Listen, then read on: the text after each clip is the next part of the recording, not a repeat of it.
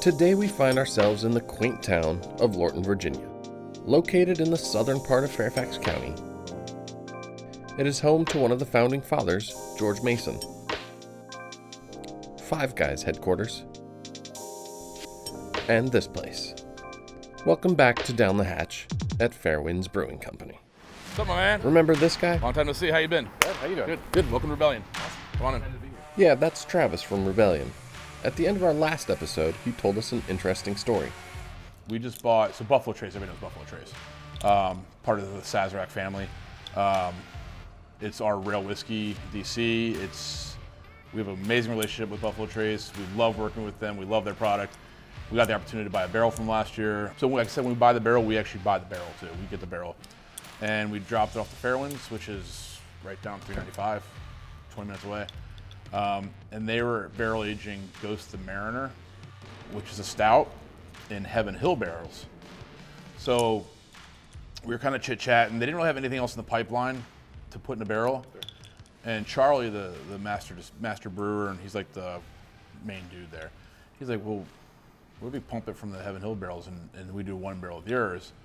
And I was like, oh, I got a double barrel. He's like, yeah, double barrel. I was like, it'd be really cool. Now, how cool is that? Collaboration between a whiskey bar and a brewery. By now, you know that immediately piqued my interest. So as soon as the opportunity arose, I couldn't help myself. A fun element to just tag along with you. I mean, we could just go down there and go see the barrel and talk to Charlie. And Okay, so maybe I invited myself. But as it turns out, Travis and I have similar interests, and great minds think alike.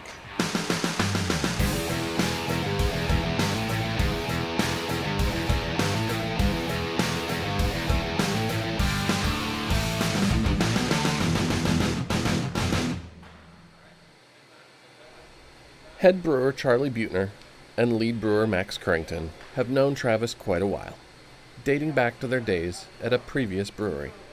So you guys all from Mad Fox? yeah, that's where we all met. We all work together. Nice. I didn't. Twice. Twice. I don't think I even realized that's where you started. Yeah, until the other day. I worked there from the very beginning with Travis and I opened the place. Russell Cunningham was the first chef there. Sean Swayze and Rod.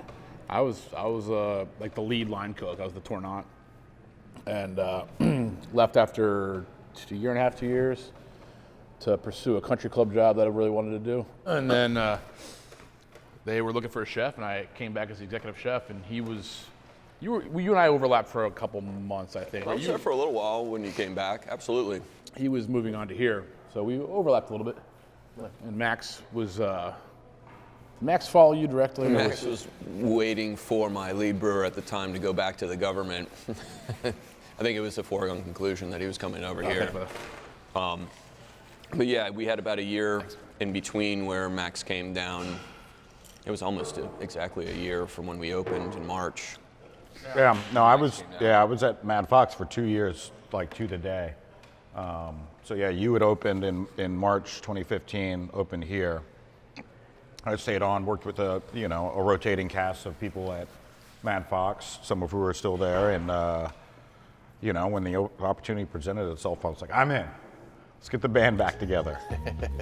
Now, since 2015, Fairwinds has been pumping out some of the best craft beverages in Fairfax County and beyond.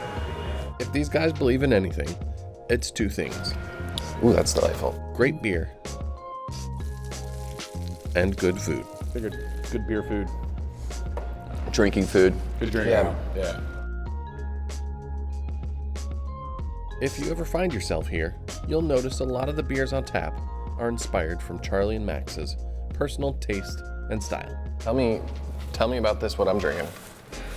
So we just brewed that a month ago, and that was, we were waiting for grain to come in, and so Charlie and I have been kicking this name around, Polly Deuces, for a couple of years now, and we were like, oh, let's just save it for, another cool beer. I mean, it's a one-off beer. We just sort of made it We had some Maris Otter, a little bit of Crystal 45 sitting around in the back.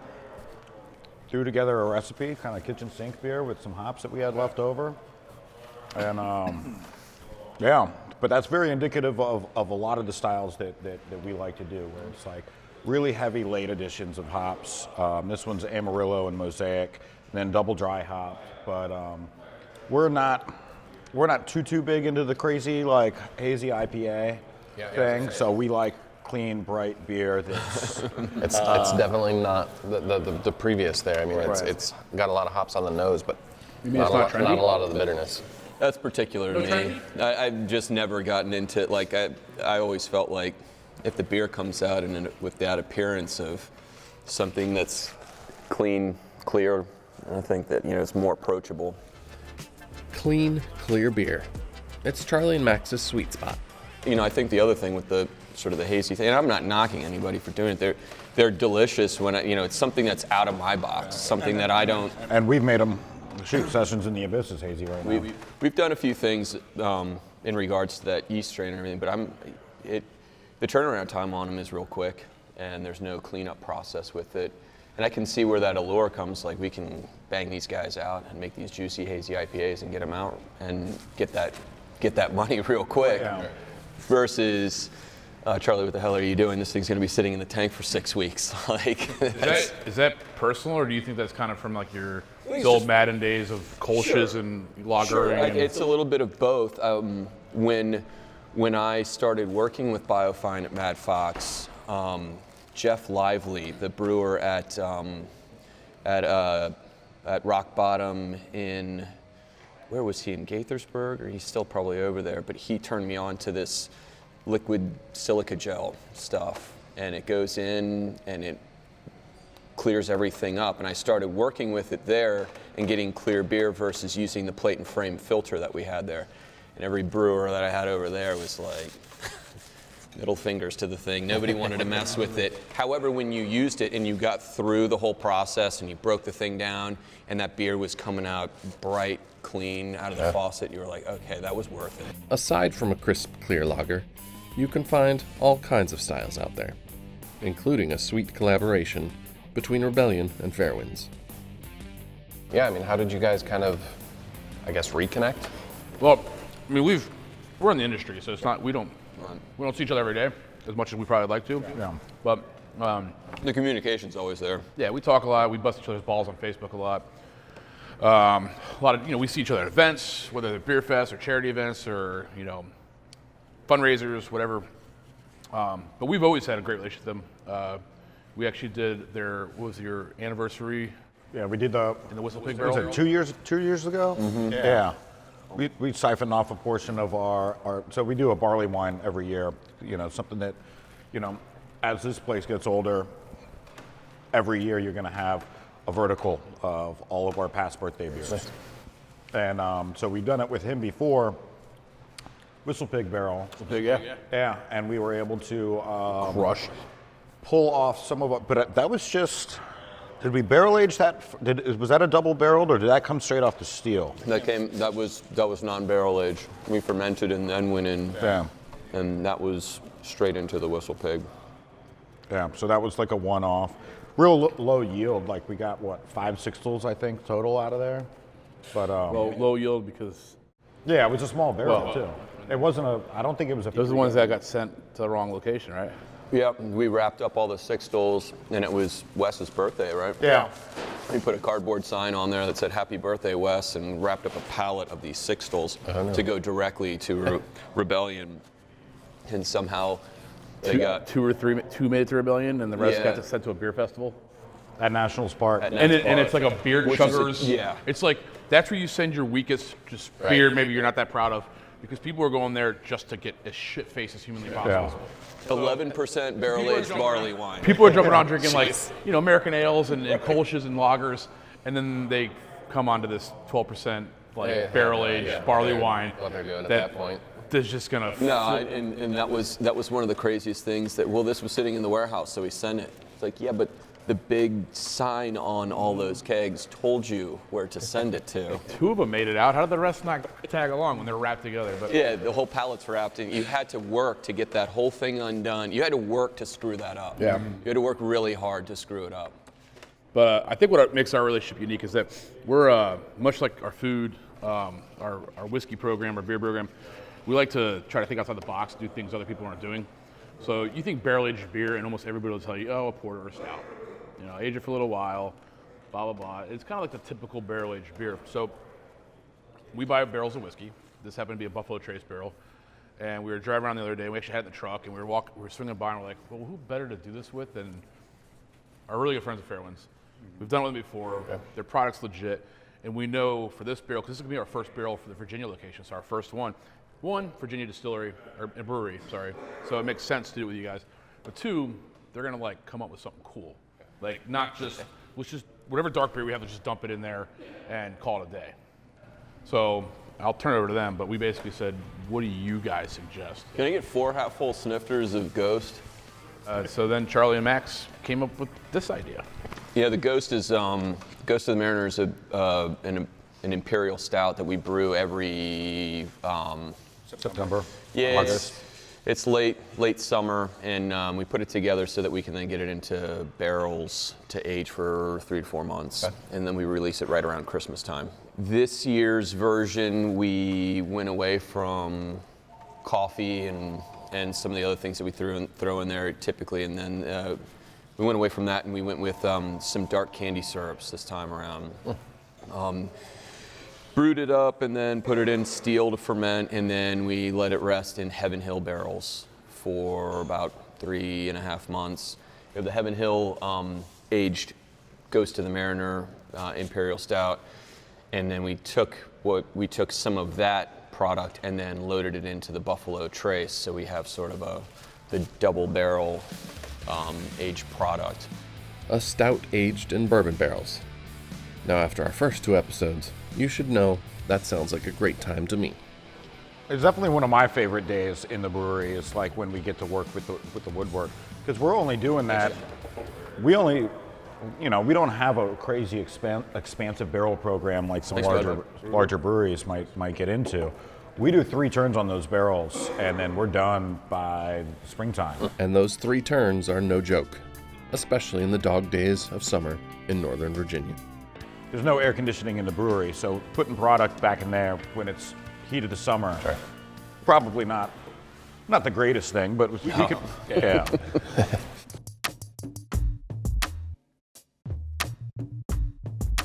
So switching gears, Travis, what are we eating today? Oh, a lot of stuff. It's actually some flank steak. I marinated in actually 4 Roses bourbon. I got home last night. And That's why it's so good. I have a little, liquor cabinet at home. I say a little, but pretty big collection there. Most of it's rare stuff that Wes and I get together. Bottle selects, store picks, stuff like that. I usually have like a bottle of like Evan Williams or Heaven Hill, just basic bottles, and I had nothing. I had nothing that was under probably $50 a bottle. So this is actually, Wes, you're gonna kill me when you hear this, but this is actually our private select 4 Roses. I'm sorry, Maker's Mark, not 4 Roses, Maker's Mark. Nice. About a half a cup in there. And then some sturgeon that I'm working on, smoked sturgeon. I'm working on it for the new location. Which does not taste like fish. You guys are the first people to try this. No, and I'm always one that when he gets adventurous, takes me like just close your eyes and jump in. I was pleasantly surprised considering what it is. Same. I'm not a big fish guy, but when I was talking to my fish guy, I was like, this is what I'm looking for. I want to do kind of something salty and unctuous, something that like you're gonna want to pound a few of these two. And actually, this pairs really well with it. IPAs pair really well with like anything salty and smoky. Smoky is why great. we tend to lean that way. This is the Ghost of the Mariner, aged in Heaven Hill. So this is the product before it goes into the Buffalo Trace. Went into your barrel. So the cool thing is, this year we went after a little different notes, and we put in 2 different kinds of dark candy syrup at the end of the boil.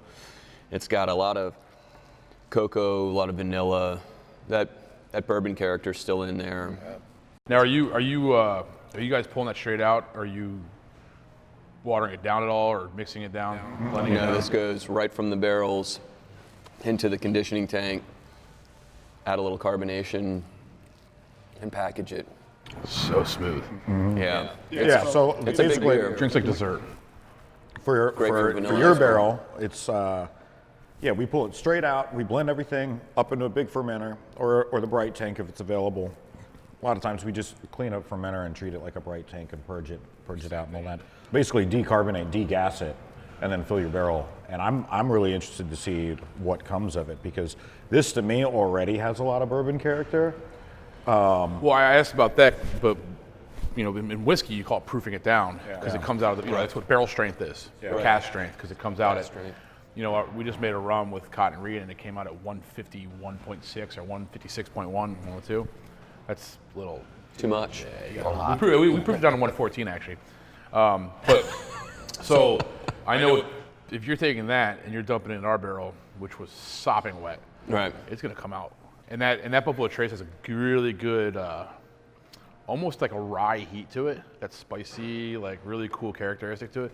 It's been a while since I've had some Trace. But yeah, I hope to, once we get it packaged, I'd like to drink it side by side, like the Spirit and this.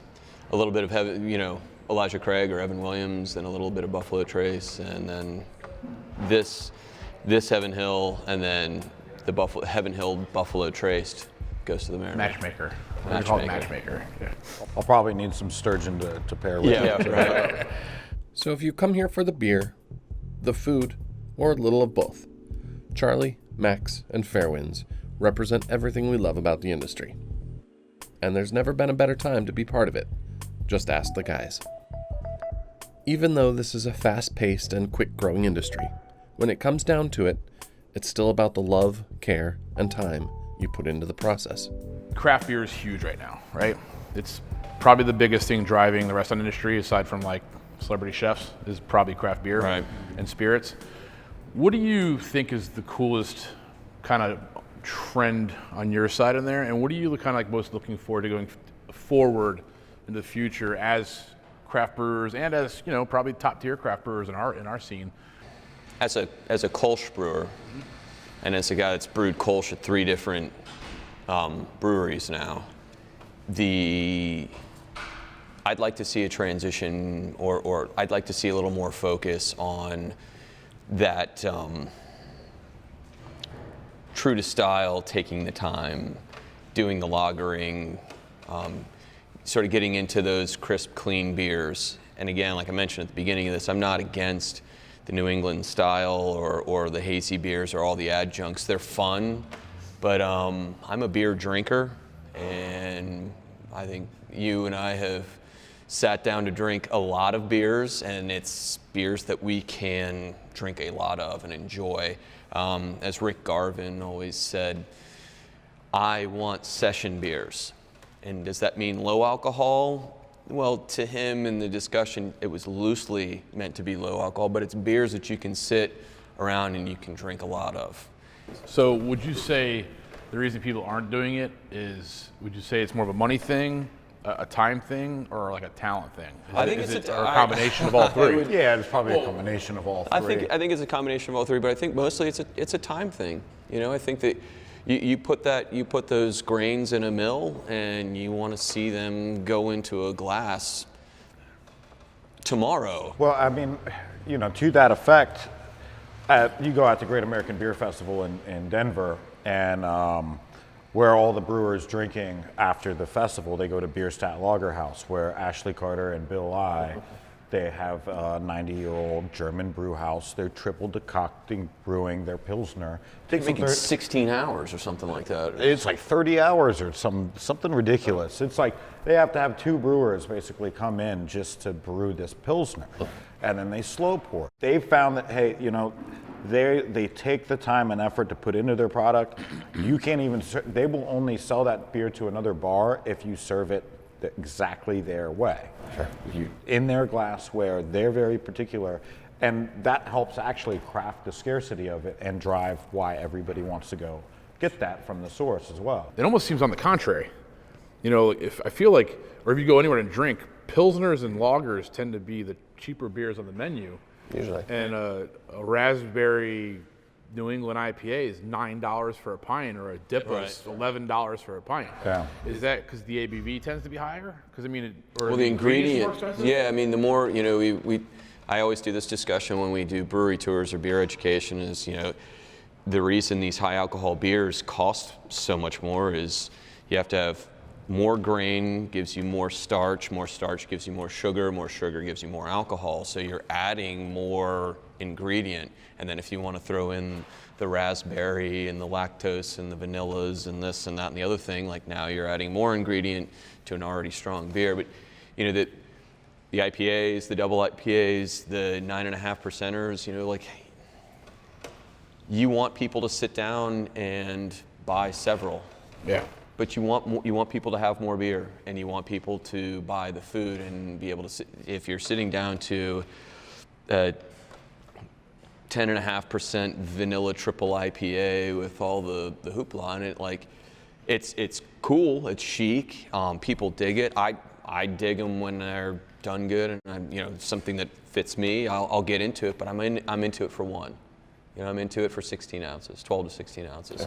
I had a little different take on, you know, beer styles.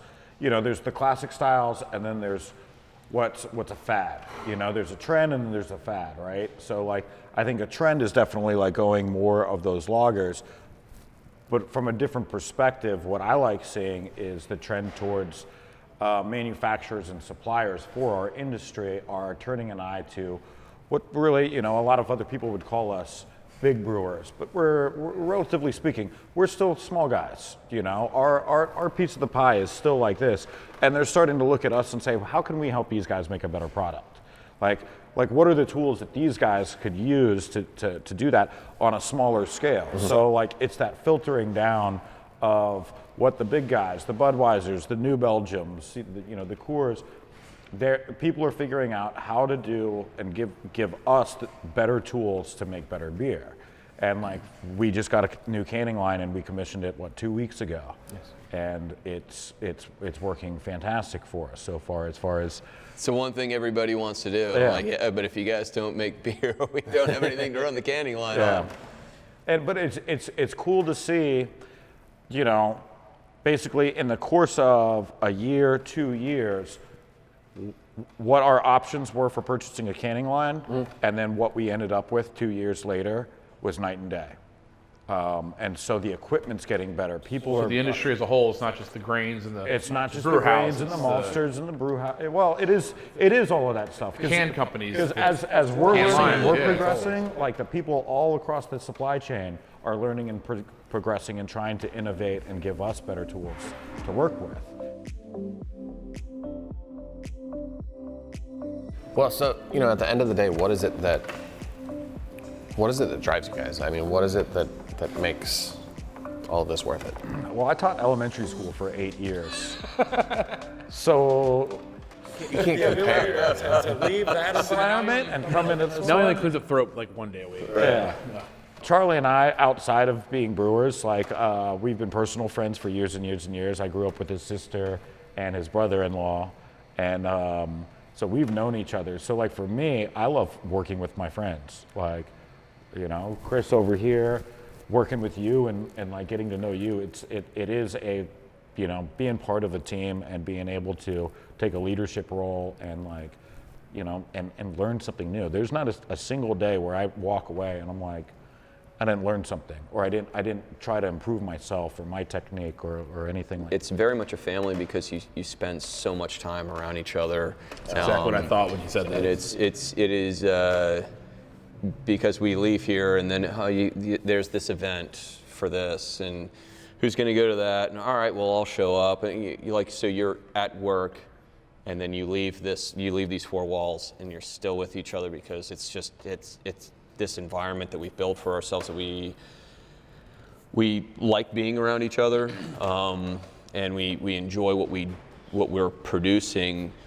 We don't have the equipment that Budweiser has or Miller Coors has, but we're doing our best. We're chasing perfection, and it's a lot of fun.